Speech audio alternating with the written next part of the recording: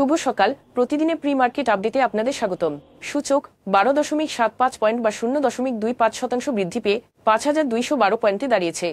বাজারের লেনদেনের পরিমাণ হয়েছে 444 কোটি টাকা, যা আগের দিনের তুলনায় 6.64% বেশি।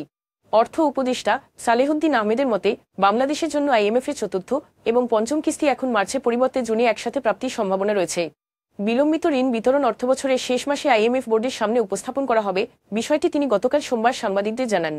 ইন্টারনেট সংযোগ বিচ্ছিন্নতা এবং বন্যার কারণে রাজস্ব বৃদ্ধি স্থিতিশীল থাকা সত্ত্বেও রবি আজেতা 2024 সালে রেকর্ড 703 কোটি টাকা মুনাফা করেছে, যা গত বছরের একই সময়ের তুলনায় 119% বেশি। নিয়ন্ত্রিত পরিচালন খরচ এবং মুদ্রার অবমূল্যায়নের কারণে মুনাফা বৃদ্ধি পেয়েছে।